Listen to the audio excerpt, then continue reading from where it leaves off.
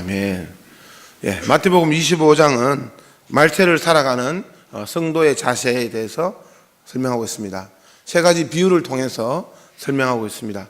첫 번째는 열처녀 비유를 통해서 말세에 말씀으로 깨어서 성령으로 기도하고 있어야 한다를 말씀하고 있고요. 그 다음에 두 번째는 달란트 비유를 통해서 말세에 최선을 다해서 섬기고 봉사하라고 말씀하고 있습니다. 그리고 세 번째가 바로 이 양과 염소의 비유입니다. 근데 참 이 양과 염소의 비유는 우리에게 조금 올무가 됩니다. 왜냐하면 이 말세에 주님을 예배하고 또 복음을 열심히 전하고 그것이 말세에 좀 심판의 척도가 되면 좋을 텐데, 거꾸로 이웃에게 어떻게 했느냐, 너희들이 이웃을 어떻게 대했느냐, 이것이 심판의 척도가 된다고 합니다. 그 다음에 또 한 가지 재밌는 것은 한쪽은 나에게 잘했다고 칭찬했고 한쪽은 나에게 못했다고 칭찬했는데 두 쪽 다 주님한테 잘하지 않았는데요, 또 이쪽은 주님한테 못하지 않았나요?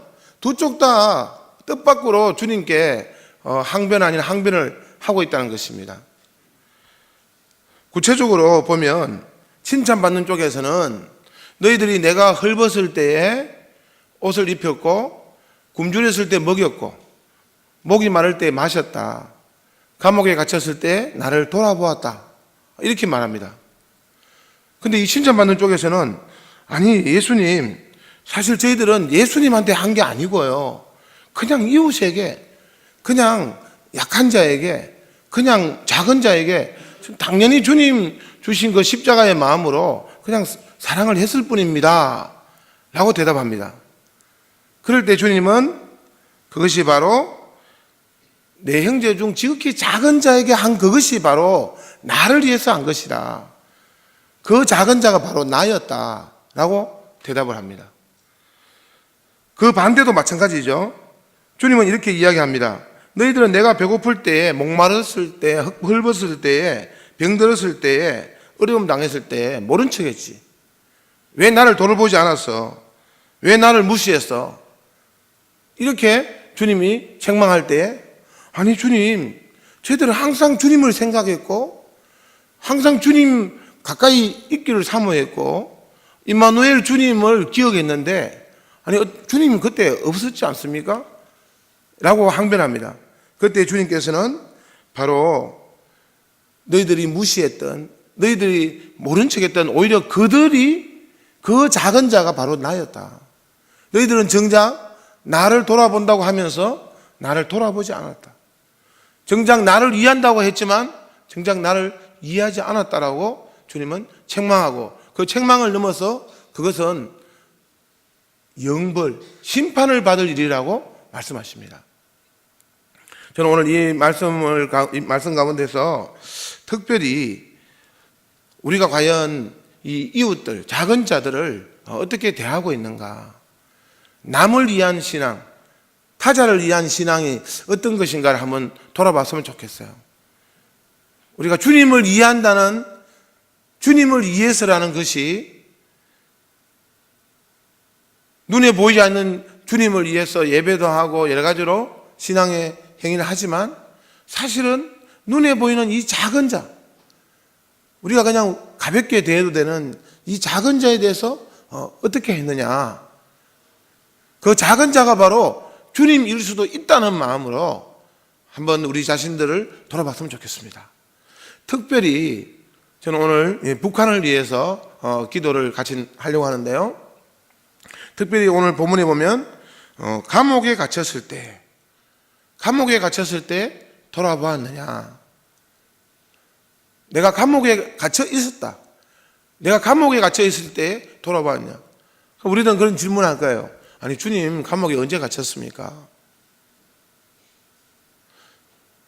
저는 특별히 북한의 그 감옥에 갇혀 있는 자들, 근데 우리가 감옥에 갇혀 있는 자들 다 어떻게 우리가 돌보고 또 가지도 못하는데 그들 챙길 수 있겠습니까? 근데 주님은 너희들이 기도라도 했느냐, 감옥에 갇힌 자 중에서 특별히 너희 형제들이 있는데 기도를 했느냐? 주님은 물으실 것 같아요.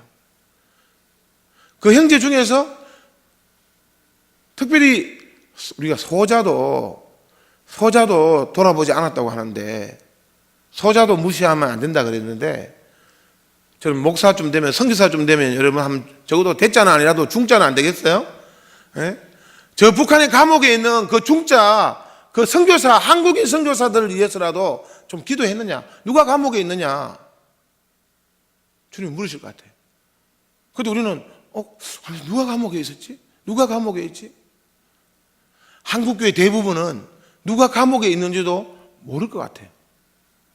저는 그래도 우리 서울시민교회 이 금요기도에 특별히 중보기도를 하는 우리 제사장 은사를 가진 우리들이라도 기도를 해야 되겠다.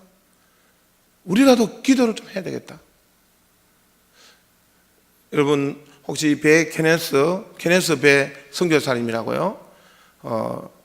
지금 한국에 아마 계실 것 같은데, 지난주 그 다니엘 기도회라고 여러 교회들이 막 동참해서 기도하는데 제가 간증하는 걸 들었어요. 그때 이분이 한국에 왔을 때 감옥에서 이제 그 2년 동안 감옥에 있었거든요. 그래서 이제 감옥에 풀려나서 한국에 왔을 때 제일 먼저 찾아간 사람이 바로 감옥에 갇힌 자들을 위해서 중보기도 하고 있는, 제가 볼 때는 덴전덕 신부님 아들 변토레이 그 목사님이 계속 기도하고, 저도 그 자료들 받으면서 같이 기도하고 그랬는데, 그분을 제일 먼저 만나서 안으면서 목사님 감사합니다. 목사님의 기도 덕분입니다.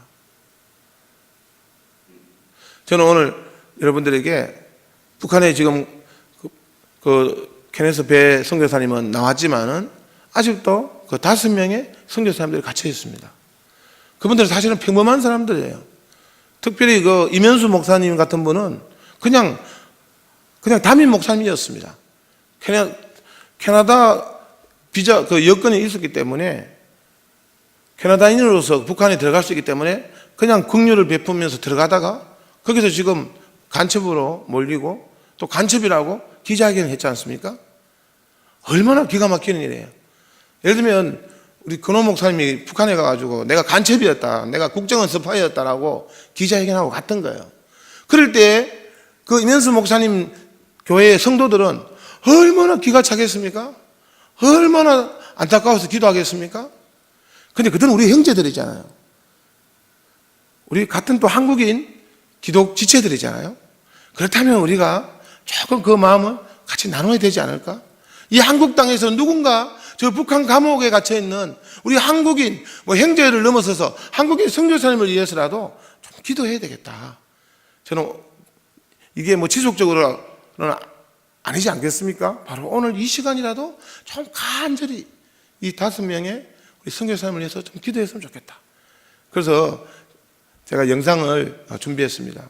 북한에 갇혀있는 우리 선교사님들 돌아보면서, 첫 번째는 케네스 배 선교사님 이제 한국에 오셔가지고 바로 지지난주에 간증도 하고 하셨는데, YTN에 나와서 이렇게 인터뷰하는 그런 거예요.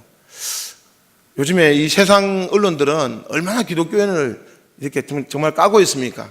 하지만은 바르게 살아가는 성도들은 거꾸로 세상에서 인터뷰를 한다는 생각이 들더라고요. 그 인터뷰 영상을 잠시 보시면서 북한의 감옥에 갇혀 있는 우리 한국인 형제들을 생각하는, 돌아보는 시간 되었으면 좋겠습니다.